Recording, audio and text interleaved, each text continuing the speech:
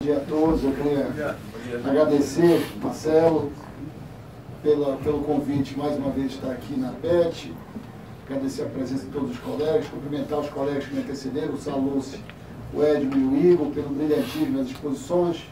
Eu vou tentar ser breve, embora o tema mereça um aprofundamento sempre grande em cada um dos aspectos. Eu vou começar dizendo que eu sempre tive muita ressalva quanto à arquitetura jurídica da tese do ICMS na base de cálculo do PIS/COFINS.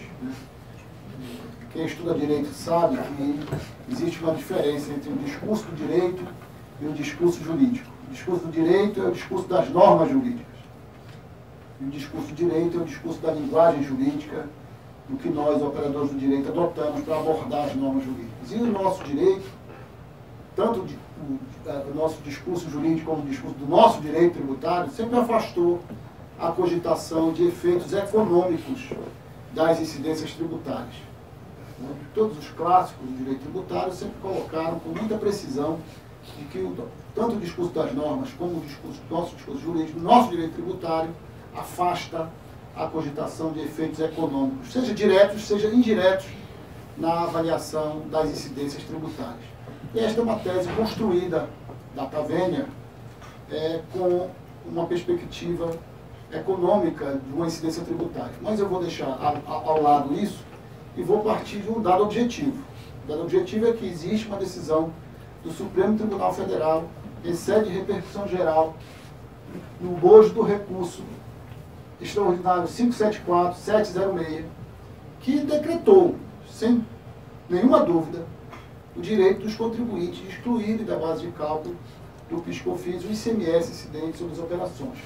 A própria ementa do recurso, que tem a função de dar a ideia geral do julgamento, e a ementa tem essa função no discurso do direito e no discurso jurídico, de dizer o que o tribunal decidiu.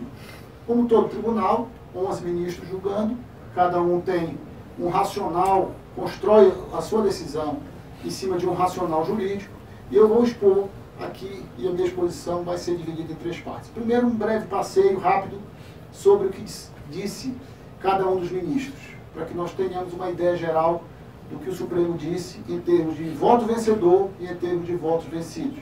O segundo, de como a Receita Federal interpreta esse julgamento do Supremo. E a terceira parte, quais são os problemas processuais decorrentes desse julgamento e o que nos espera no futuro. De modo geral, eu digo que, desde logo, que esse é um tema que não vai acabar na decisão do Supremo. A minha avaliação é que nós teremos ainda muito tempo de debate, de conflito nesse assunto, porque há uma série de questões conexas que passaram ao largo ou foram pouco aprofundadas pela decisão do Supremo, e que necessariamente serão, porque as partes, tanto os contribuintes como a Receita Federal e a Procuradoria da Fazenda, não vão deixar esse assunto morrer de forma tão simples assim. Portanto, o tema não é simples, não me proponho esgotar todas as questões conexas, porque muitas delas surgirão a partir de cada caso concreto. A ideia primeiro é passar uma vista rápida sobre cada um dos ministros, no fundamento de cada um. Começo pela ementa, não deixa dúvida a ementa de que o recurso foi provido para excluir o ICMS da base de cálculo da contribuição ao PIS e da COFINS, portanto, a ementa já diz claramente o que decidiu o tribunal. A ministra Carmen Lúcia, que teve o voto condutor do acórdão, portanto, é o vértice, né, do que seria o entendimento da Corte, na medida em que ela foi a relatora para o acórdão, diz claramente que todo o ICMS não se inclui a definição de faturamento aproveitado por esse Supremo Tribunal Federal. Ou seja, a ministra Carmen Lúcia, não há dúvida de que a ministra Carmen Lúcia diz que é todo o ICMS que não se inclui na base de cálculo do PIS/COFINS. Observação prévia, que existe hoje um debate colocado pela solução de consulta da Receita Federal, que nós vamos ver daqui a pouco, no sentido de que qual é o ICMS que não se inclui, né?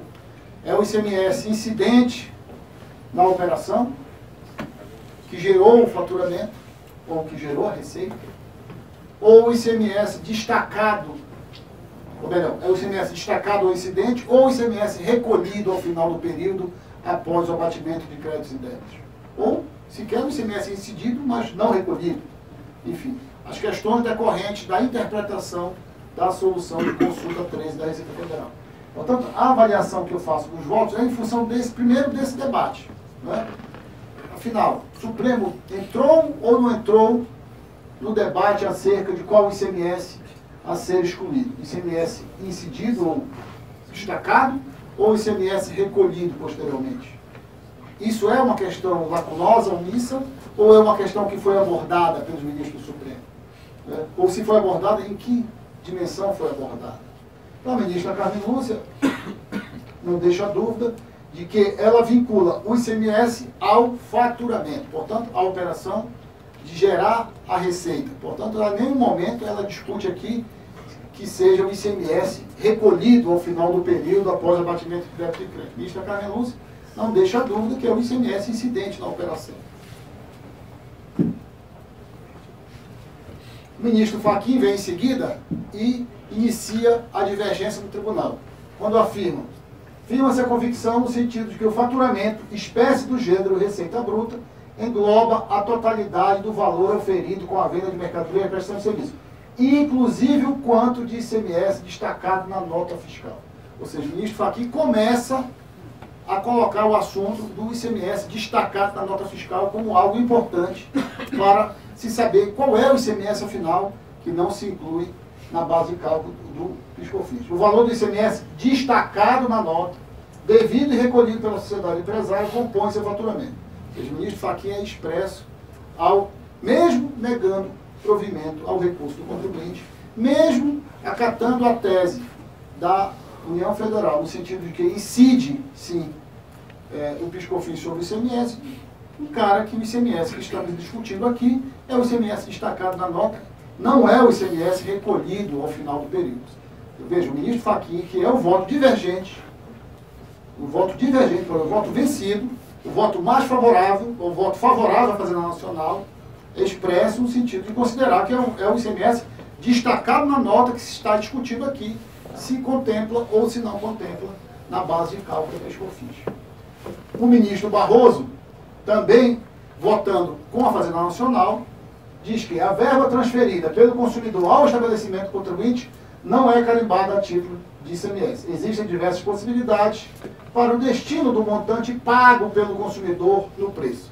O ministro Barroso, também votando com a Fazenda Nacional, também considera que é o ICMS incidente na operação, destacado na nota que se está discutindo aqui. Embora também o ministro Barroso compreenda que isso deve ser tributado, porque isto não é, o contribuinte não tem, portanto, aquela função de mero veículo. Isto é, sim, receita do contribuinte, do vendedor, e, portanto, deve ser alcançada pela tributação do PIS/COFINS.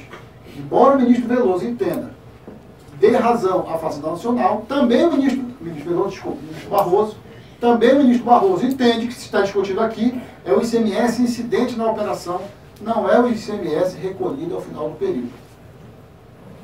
Ministro Toffoli afirma, em suma, o ônus financeiro do ICMS transferido por meio do preço convencionado da mercadoria ou do serviço para dentro da receita ou do faturamento está abrangido pela materialidade do PIS/COFINS. Ministro Toffoli, também votando com a União Federal, também considera que se está discutindo aqui é o ICMS incidente na operação e não o ICMS recolhido ao final do período após o contrato com créditos que eventualmente o contribuinte tem.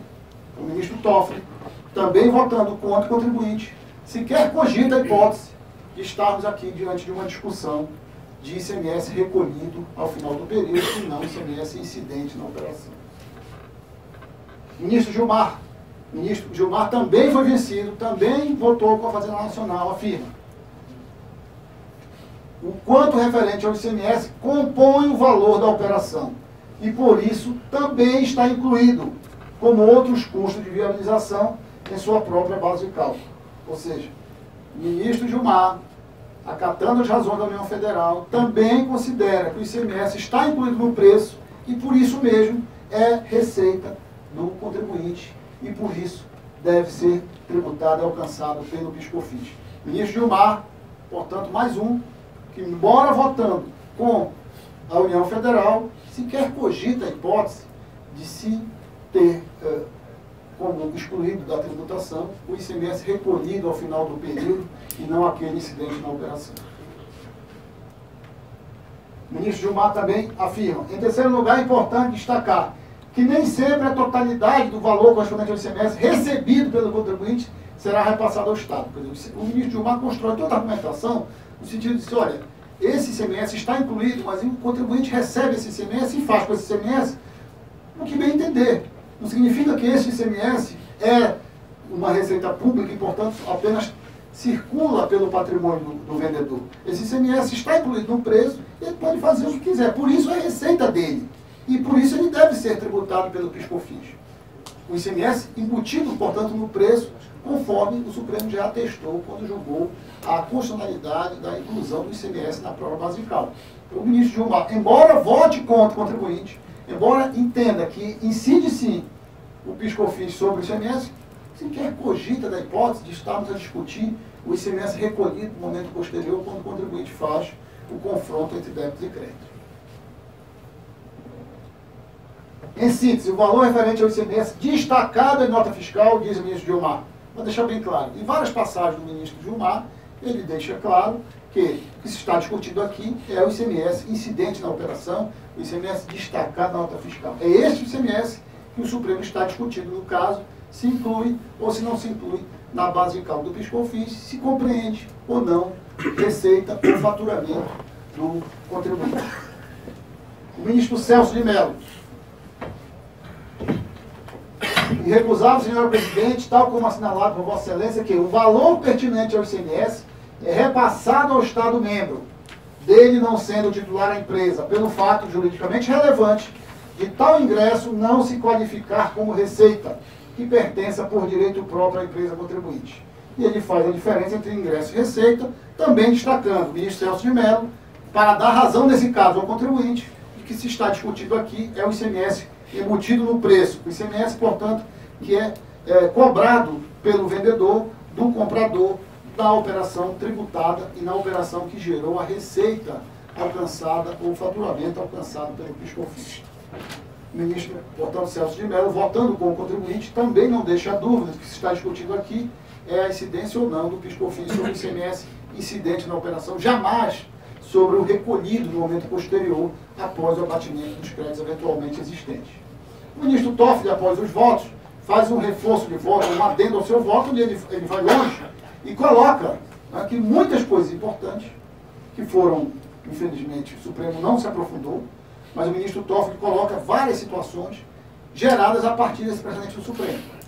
Eu não vou aqui debater todas, mas muitas delas decorrentes da premissa, que eu disse aqui no início, de que o nosso direito tributário nunca considerou efeito econômico de incidência tributária. Né? Nós temos aqui, o ministro cita aqui o caso, por exemplo, das imunidades, das transferências do ônus do ICMS na imunidade recíproca, na imunidade da entidade de assistência social, onde o efeito econômico do ICMS se dá na entidade imune e o Supremo desconsidera isso porque diz que esse efeito econômico não é relevante para efeito tributário, na linha do que o direito tributário brasileiro sempre ensinou, seja na doutrina e sempre reconheceu na jurisprudência. Nós nunca discutimos aqui efeito econômico em cima de imunidade, o que eu até discordo, mas é a realidade do direito brasileiro, na medida que os tributos indiretos repercutem objetivamente sobre as entidades imunes, mas o Supremo sempre negou a possibilidade de se discutir isso, porque estaria se discutindo efeito econômico de incidência tributária e não efeito jurídico, na medida que o contribuinte de direito não é a entidade imune. E o ministro Toffoli vai colocando uma série de situações que vão surgir, ou que podem surgir a partir da decisão do Supremo. Né? Mas também o ministro Toffoli deixa claro que se está discutindo aqui é o valor destacado na nota fiscal. Também o ministro Toffoli, que vota contra o contribuinte, não cogita do ICMS recolhido após o abatimento de créditos. Após o julgamento, a Procuradoria da Fazenda Nacional opôs, como se sabe, embargo de declaração, né? No sentido de tentar esclarecer assuntos ou temas decorrentes da decisão do Supremo Tribunal Federal. Um dos assuntos que ele se levanta é a reanálise do conceito de receita bruta. né?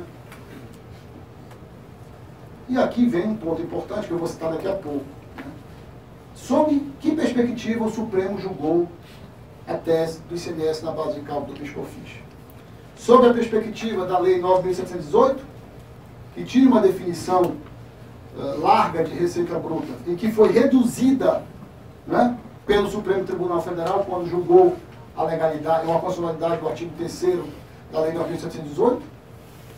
Como todos sabem, a 9.718 estabelece que constitui a base de cálculo, o fato gerador do PIS/COFINS, o faturamento, entendido como a receita bruta, entendida como a totalidade das receitas.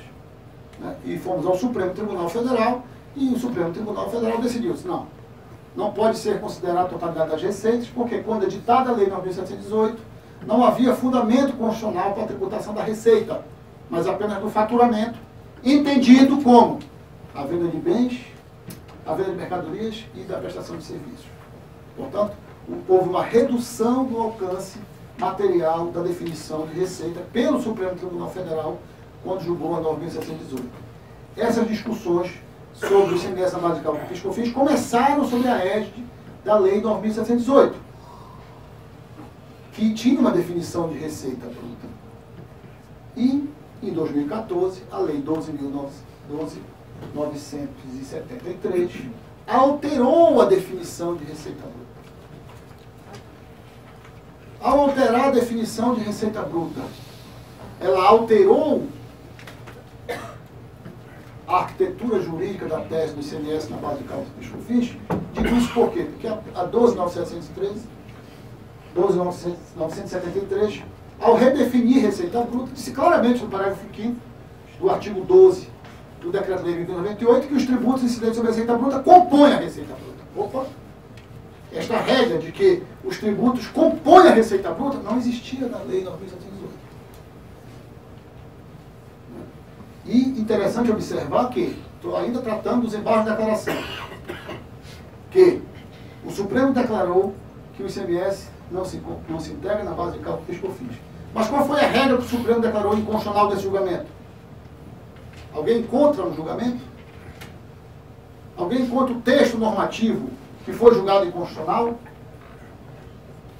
Se vocês fizerem uma leitura de todos os votos, vocês vão ver que em nenhum momento o Supremo decreta a inconstitucionalidade de um texto normativo, de uma regra jurídica objetiva. O Supremo não diz que é inconstitucional o artigo 3º, parágrafo 1º da Lei 9.718, que definia a receita bruta, que aí estaria circunscrevendo a decisão àquele momento em que a 9.718 teve vigência, que foi até dezembro de 2014, nem muito menos avança na Lei 12.973, quando redefine a receita bruta, que deixaria claro também que o Supremo analisou todo o período anterior a 12.973 e posterior a 12.973. O Supremo não diz qual é a regra que julgou inconstitucional. De fato, não há na decisão do Supremo uma definição de qual é a regra que foi julgada inconstitucional. O que há é uma afirmação categórica da Corte de que o ICMS não inclui a base de cálculo do PIS/COFINS. Ponto. Pergunta é, qual é a base de cálculo do PIS/COFINS, excelências, que vocês estão julgando? É a base de cálculo do PIS/COFINS da Lei 9.718 ou é a base de cálculo do PIS/COFINS da Lei 12.973? Qual é a base de cálculo do PIS/COFINS que está em julgamento? É aquela onde iniciou-se a discussão, iniciou aquele processo do recurso extraordinário, iniciou-se lá atrás, e, portanto, provavelmente, o que se está discutindo ali é a Lei 9.718, aquela definição de receita que estava lá, na 9.718, ou é a nova definição de receita? Provavelmente não é a nova, porque esse processo é um processo antigo, portanto, não existia 12.973, que redefine o conceito de receita bruta. E a Fazenda coloca muito claramente os embargos, ainda, quer dizer, melhor dizer, claramente não. Ela não coloca claramente, mas o que está por trás da colocação da Fazenda é essa redefinição, que nós vamos ver que já está dando problema em alguns tribunais regionais federais, inclusive com a decisão do dia de ontem do Supremo Tribunal Federal sobre esse assunto. Então, esta reanálise do conceito de receita bruta pode conferir um efeito modulador sem que se fale em modulação. Por que eu estou dizendo isso? Imagina que o Supremo Desembargo de Declaração diga que não, o que está em discussão aqui é a Lei 9.718, que foi definida a causa de pedido da petição inicial. Né? Então, esse processo é um recurso extraordinário de um processo que discute a 9.718. 973 nunca foi objeto de discussão nesse processo. Portanto, o que se discute aqui é até dezembro de 2014. Dezembro de 2014 para frente é outra conversa, nós não vamos discutir aqui, porque não foi discutido, não é objeto deste processo. E aí a Fazenda consegue uma modulação melhor do que aquela que ela pediu até. Porque ela impede sequer até que outros contribuintes possam entrar. Porque nós teríamos aí um outro momento, uma outra tese em função da 12.973. Não sei se eu consegui ser claro, mas essa pode dar a modulação que a Fazenda pretende. Exatamente isso, a Fazenda quer a rediscussão do artigo 12 do 1598, nada mais é do que a 12.973. 973. Uma segunda omissão que a Fazenda coloca nos embargos é a incompatibilidade dessa decisão com a decisão anterior do Supremo, de que o ICMS se inclui na própria base de cálculo. Ora, o Supremo tem um precedente de que o ICMS inclui na própria base de cálculo. E alguns ministros dizem nos votos que o tributo não pode incidir sobre outro. Bem, então diz a Fazenda, bem, vocês estão dizendo que um tributo não pode incidir sobre outro. Portanto, o PIS/COFINS não pode incidir sobre o ICMS, mas o ICMS incide sobre ele mesmo. Então vocês têm que esclarecer, afinal, qual é o entendimento da Corte, porque vocês têm um precedente anterior achando absolutamente normal e legítimo que um tributo incida sobre o outro. Então esclareça, o Supremo, afinal, pode ou não pode um tributo incidir sobre o outro? Porque, como disse, lembra o ministro Toffoli, porque se não pode, nós vamos ter que rever todo o sistema tributário brasileiro, porque tem um conjunto de incidências que incidem umas sobre as outras e sempre foi algo absolutamente normal e tranquilo no direito brasileiro, dentro da perspectiva inicial que eu afirmei, e que nós nunca cogitamos de efeito econômico de incidências tributárias. Nós sempre discutimos que a eficiência econômica ou eficácia jurídica, melhor dizendo, das incidências tributárias.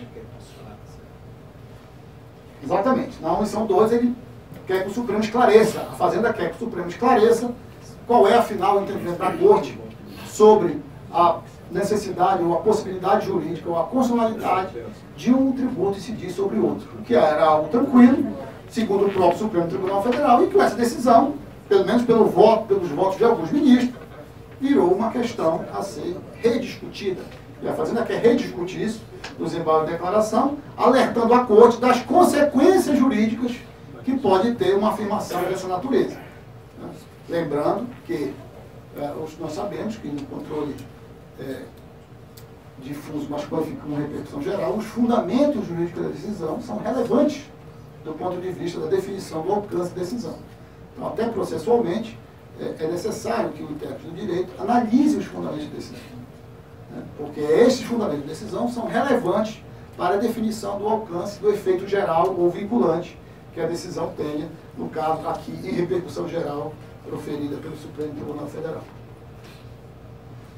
Um outro ponto levantado pela Fazenda é aquele constante da solução de consulta.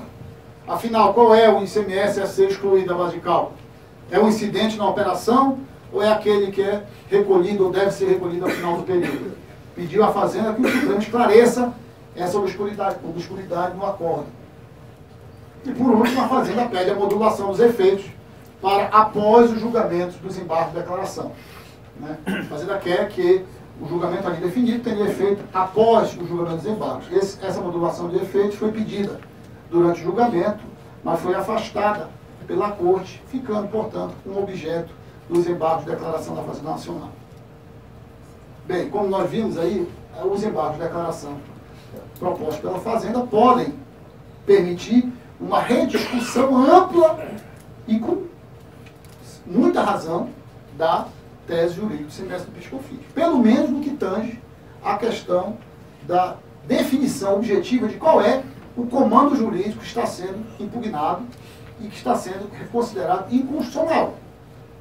Lá, quando se discutiu o chamado, a lei, a 9.718, e a incidência, a ampliação do conceito de faturamento, estou me referindo à discussão da Lei 9.718, que ocorreu lá no ano de 2003, se sabia exatamente qual era o artigo. Estavam discutindo o artigo 3º, parágrafo 1º, que dizia: constitui receita bruta a totalidade das receitas. Faturamento é igual à receita bruta é igual à totalidade das receitas. E os contribuintes disseram: não, receita bruta não pode ser a totalidade das receitas, porque quando editada esta lei, a Constituição só admitia o conceito de faturamento. Não admitia o conceito de receita como base tributável para o PIS/COFINS. Essa possibilidade ocorreu apenas após a Lei 9.718, com a emenda constitucional número 20, de dezembro de 98. E a Lei 9.718 é anterior à emenda 20. Então, não poderia a Lei 9.718 tributar algo que estaria fora da perspectiva, ou da abertura, ou da possibilidade constitucional, que só havia para faturamento, não havia para receita. Então, se sabia exatamente qual era o dispositivo que se estava discutindo no Supremo Tribunal Federal. O artigo 3º, parágrafo 1º da Lei 9.718. Aqui, não se sabe qual é o dispositivo que se está discutindo. Se é a definição de receita bruta que está na Lei 9.718, ou a definição de receita bruta que está na 12.973 de 2014. E se for a definição da Lei 12.973 de 2014, esta é uma discussão ainda aberta para o contribuinte que pode hoje entrar com uma ação rediscutida. Diz: olha, esse artigo 12, parágrafo 5º do Decreto-Lei 1098 é inconstitucional porque ele está mandando tributar tributo, considerar tributo como receita bruta. E o Supremo não pode aceitar que tributo incida sobre sobre outro tributo. Né? Então, se nós estamos discutindo a Lei 9.718, essa tese tem período definido. É de 98 a dezembro de 2014. Se não, se estamos discutindo tudo, começou em 98 e vem até hoje, porque até hoje a lei determina que o PIS/COFINS incida sobre outros tributos componentes da receita bruta. Então, a rediscussão dos embargos de declaração, se ficar, e aqui é uma hipótese, nesse aspecto, ela vai ser enriquecedora, porque ela vai esclarecer, primeiro, qual é o dispositivo que nós estamos discutindo para efeito de inconstitucionalidade. Segundo, definir se é ou se não é, se é o ICMS destacado ou se é o ICMS incidente. Bem, os votos não deixaram dúvida, como eu mostrei aqui, de que nunca discutiu-se se é o ICMS recolhido. O Supremo não tem dúvida de que o que está em discussão aqui é o ICMS incidente na operação. Se foi recolhido ou não, isso é outra questão que o Supremo não discutiu. Isso não está, isso não é sequer objeto de omissão, porque isso não foi discutido. Agora, a definição sobre qual é a regra jurídica que foi decretada como inconstitucional me parece algo importante, para que nós todos, destinatários das normas jurídicas, saibamos, afinal, qual é o período, ou qual é a regra jurídica decretada como inconstitucional, ou se há duas situações, uma até 2014 e outra em 2014 até os dias de hoje. Isso o Supremo seria bom, né? Que o Supremo esclarecesse nos embargos de declaração. Isso, evidentemente, pode ter um efeito modulatório sem modulação, quer dizer, uma categoria estranha, mas o que acontece, o Supremo pode modular sem dizer que está modulando. Imagina que o Supremo diga: não, o que está em discussão aqui é a Lei 9.718, que acabou com esse conceito em dezembro de 2014. Portanto, esse acordo vale para os fatos geradores ocorridos. Até dezembro de 2014 não há discussão. Depois disso, se pode rediscutir a questão à luz da nova lei, mas é uma outra teoria, é uma outra arquitetura jurídica, é uma outra teoria jurídica. Bem, em função disso veio a Receita Federal a se pronunciar. Né? Os contribuintes nunca tiveram dúvida de que o ICMS é aquele destacado, mas a Receita parece que tem outra visão disso. Né? E se pronunciou através da solução de consulta 13, no sentido de estabelecer que o ICMS a ser excluído é o ICMS recolhido e não o ICMS incidente ou destacado. Né? E determina que esse cálculo se faça a partir da proporcionalização de cada uma dos regimes jurídicos de PIS/COFINS a que está sujeito, que está submetido o contribuinte. Nós sabemos que o PIS/COFINS tem um conjunto enorme de incidências e sistemáticas de incidência, todas acompanhadas de ICMS, evidentemente, das operações que são subjacentes à geração da receita. E a Receita diz, olha, você deve fazer, portanto, uma abertura desse número em função dos diferentes regimes jurídicos a que você está submetido para efeitos de recolhimento de PIS/COFINS. Faça uma abertura e faça uma proporcionalização do ICMS recolhido em cada operação dessa tributada pelo PIS/COFINS. Se você não tiver isso, se você não tiver esses dados, você deve adotar os valores escriturados na escrituração fiscal digital do ICMS do PI, que é o elemento que o fisco tem para verificar, afinal, qual foi o ICMS recolhido na visão do fisco, que deve ser excluído, na visão do fisco, na base de cálculo do PIS/COFINS. Em seguida, a Receita Federal emitiu uma nota de esclarecimento em 6 de novembro, né? A nota de esclarecimento com o objetivo de esclarecer uma outra solução de consulta que o objetivo é esclarecer. Né? Mas, no fundo, a Receita faz um arrazoado, destacando votos dos ministros do Supremo, que diz exatamente o contrário do que a Receita está dizendo. Né? E, como eu mostrei aqui, os votos são todos na direção de que se está discutindo aqui, goste ou não a Receita Federal, esteja ou não correta a decisão do Supremo, o que estava se discutindo ali é o ICMS embutido no preço, compõe ou não compõe o conceito de faturamento ou de receita, à luz da Lei 918 ou 12903. Então não há esse esclarecimento que a Receita soltou, infelizmente não esclarece nada, né? É mais uma norma ou uma diretriz para os agentes fiscais no sentido de reforçar a teoria de que o que o Supremo está julgando ali, o que julgou ali, foi o ICMS recolhido e não o ICMS destacado, porque como nós mostramos aqui, em nenhum momento o Supremo cogitou, né, de se estar discutindo o ICMS recolhido. Por uma razão muito simples. Né? Se está discutindo, se o fundamento da tese jurídica é que o ICMS constante do preço não é receita ou faturamento da parte, você não pode discutir isso, que é uma discussão de receita, a partir de uma discussão de despesa, porque ao final do período que se tem é uma despesa, o pagamento do ICMS. Isso nunca, em momento nenhum, foi discutido no acordo, porque isso transbordaria até a arquitetura jurídica da tese, que em nenhum momento discutiu de ICMS pago, mas sim ICMS incidente na operação e integrante do preço que gerou a respectiva receita. Tem muito tempo aí, Marcelo? Já estourou. Não, peraí, Marcelo, agora vai ficar interessante. Questões processuais, né? Bem, nós temos os embargos de declaração. Eu já vi situações onde o procurador da Fazenda pede que o juiz suspenda o processo individual, porque os embargos de declaração estão pendentes no Supremo Tribunal Federal. E, portanto, não deveriam os tribunais, não deveriam os juízes de primeira instância dar seguimento a qualquer procedimento de execução daquela decisão, quando há, ou de autorização para que o contribuinte possa proceder na forma decidida pelo Supremo, porque existe um embargo de declaração. Bem, esse embargo de declaração da Procuradoria tem efeito suspensivo? Se nós formos ao CPC, o artigo 1026 diz que os embargos de declaração não possuem efeito suspensivo. Não possuem. Havia uma discussão no Código de Processo Civil anterior sobre o efeito suspensivo ou não dos embargos de declaração. Era um tema aberto na doutrina e até na jurisprudência, mas o novo Código de Processo Civil não tem dúvida. Embargo de declaração não tem efeito suspensivo do julgado. Mas poderá ter. Quando? Diz o parágrafo 1º. A eficácia da decisão monocrática colegiada poderá ser suspensa pelo respectivo juiz relator se demonstrada a probabilidade de provimento do recurso ou sendo relevante a fundamentação, se houver risco de dano grave ou de difícil reparação. Ou seja, se a parte nos embargos de declaração pedir o efeito suspensivo, no embargo de declaração poderiam ter efeito suspensivo.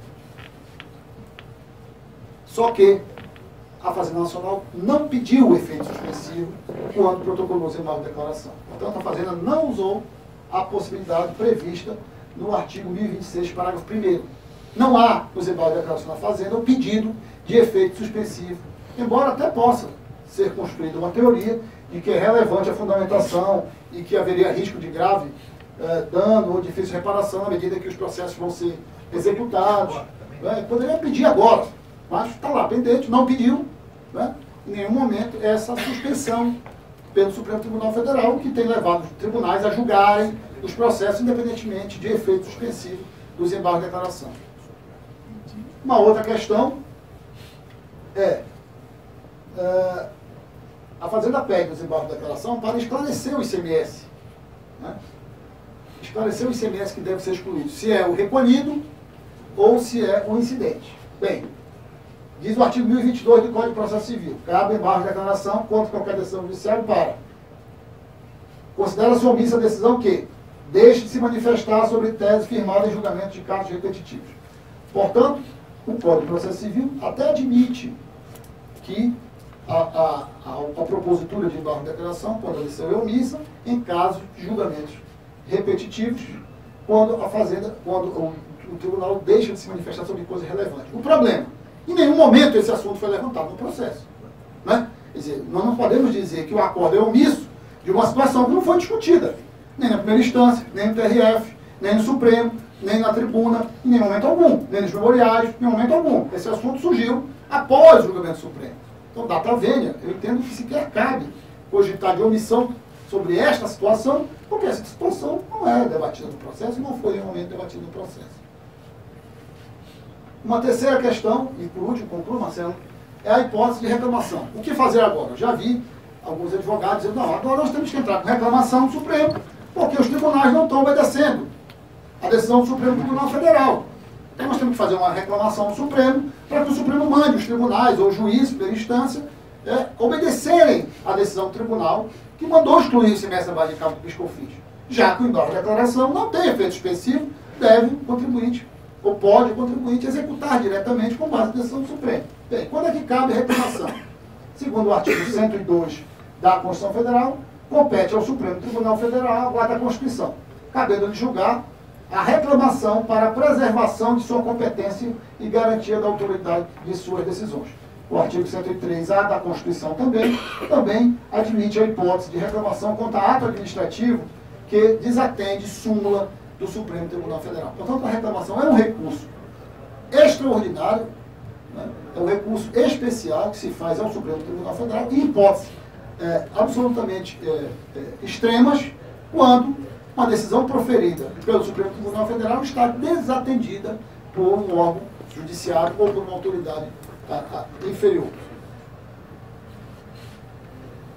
Também o Código de Processo Civil regula, tem uma novidade, o novo Código de Processo Civil regula a reclamação, estabelecendo que compete a reclamação para preservar a competência do tribunal ou para garantir a autoridade das decisões do tribunal.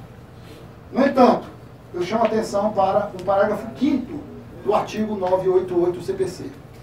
Diz o CPC: é inadmissível a reclamação proposta para garantir a observância de acórdão de recurso extraordinário com repercussão geral, e é disso que nós estamos tratando, é um acórdão de recurso extraordinário com repercussão geral, reconhecida, ou de acórdão proferido em julgamento de recursos extraordinários ou especial repetitivos, quando não esgotadas as instâncias ordinárias. O que diz o CPC? Diz o seguinte: você pode entrar com reclamação para o Supremo Tribunal Federal para fazer valer uma decisão expedida pelo Supremo Tribunal Federal em recurso extraordinário com repercussão geral, ou pelo STJ em julgamento repetitivo.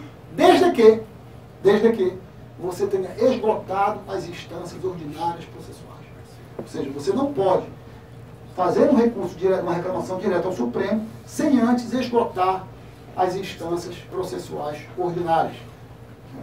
Isso coloca o tema de esgotamento das instâncias ordinárias. E o que é esse esgotamento das instâncias ordinárias?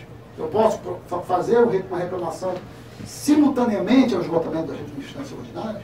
Ou eu tenho que esperar as instâncias ordinárias se esgotarem para que eu entre com a reclamação do Supremo? Eu posso entrar com os dois simultaneamente? Bem, decisão do ministro Luiz Roberto Barroso, publicada ontem, sobre esse assunto. Né? O ministro Barroso, me parece, pelo que chequei, esta é a primeira decisão do Supremo Tribunal Federal em favor do contribuinte, tratando objetivamente de um dos temas objeto do desembarque de declaração, que é a questão do julgamento do conceito de receita.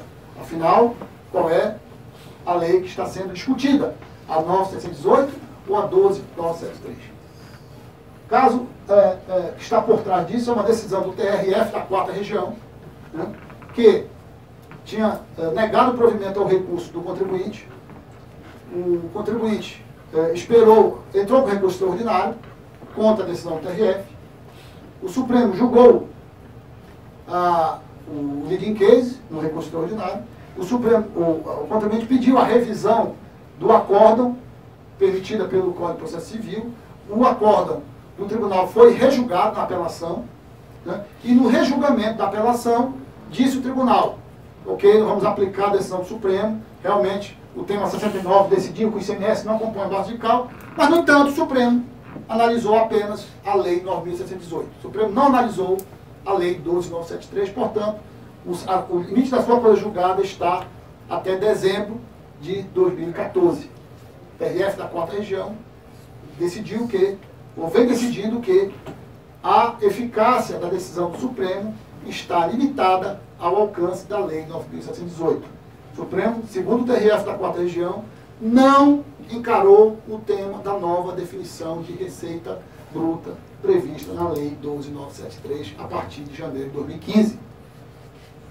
E o contribuinte entrou com reclamação, distribuída para o ministro Luiz Roberto Barroso, reclamando, né, entre aspas, né, reclamando a decisão do TRF, no sentido assim, não. No sentido, não, o Supremo diz que o ICMS não ensina a base de cálculo, não contempla a base de cálculo PIS/COFINS. E o Supremo não fez essa limitação. E aí o advogado foi muito inteligente, porque ele disse, não, o que o tribunal está fazendo é modulando o que o Supremo não modulou. O tribunal não está modulando, o tribunal está limitando ao objeto da causa. Mas o advogado disse, não, ele está modulando. Ele está modulando, limitando os efeitos temporais, né, da decisão que está ainda lá nos embargos de declaração. Portanto, o TRF não poderia modular. Né? E o ministro Barroso, esse é o fundamento da decisão reclamada. Veja que o TRF fala de limites da coisa julgada. Né? Diz lá o TRF, esta ação foi ajuizada na égide da Lei 9.718, aquilo que eu vinha dizendo. As ações foram protocoladas e iniciadas quando vigia a Lei 9.718. Anteriormente à vigência da Lei 12.973. O julgamento proferido pelo Supremo no RE 574706 e que deu origem ao tema 69, tomou por base o substrato normativo do caput do artigo 3º da Lei 9.718. Ou seja, o TRF está dizendo, o Supremo julgou foi a Lei 9.718.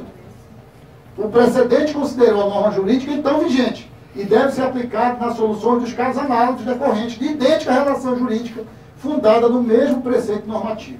Razão porque não se aplica para os pagamentos efetuados a partir de 1º de janeiro de 2015, quando entrou em vigor a Lei 12.973 de 2014, alterando a moldura normativa do PIS/COFINS. Esse é o fundamento da decisão tomada pelo TRF.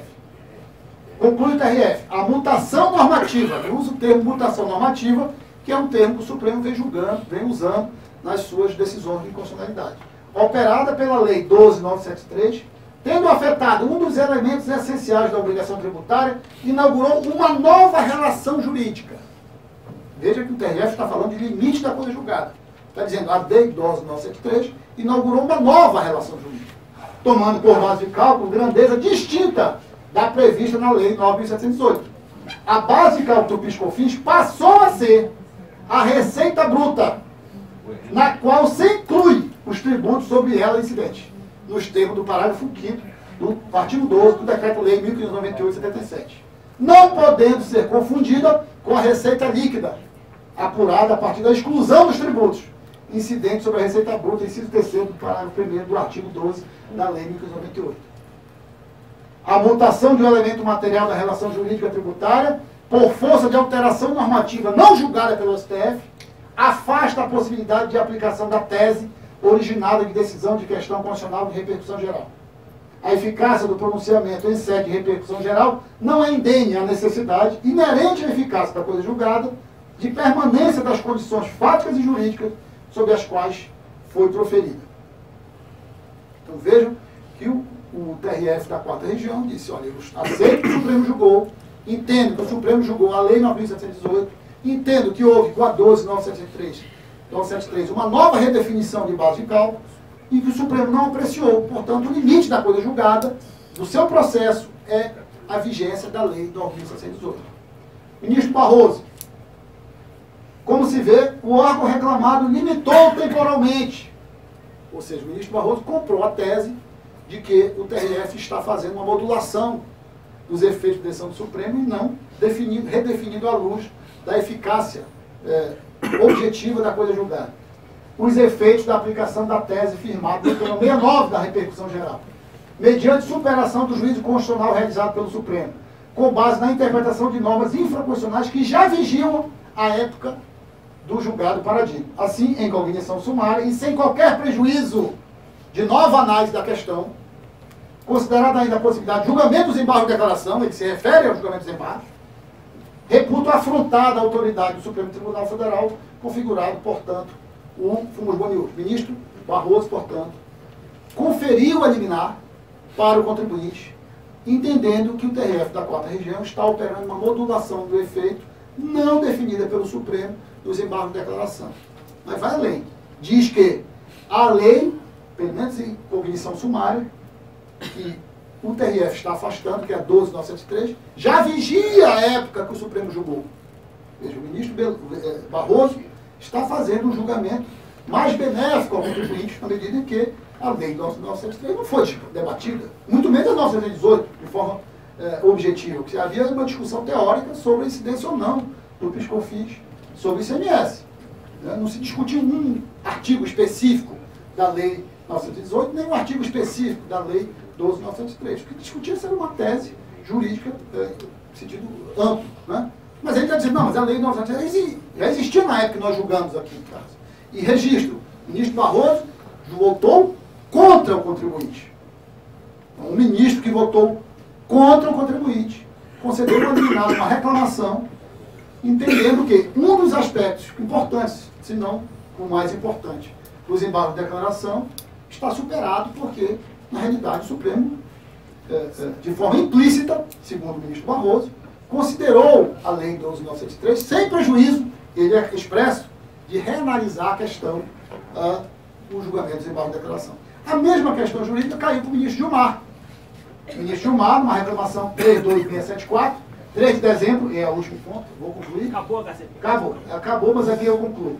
Importante só dizer que o ministro Gilmar, questão jurídica idêntica, decisão do TRF da 4ª Região, também idêntica.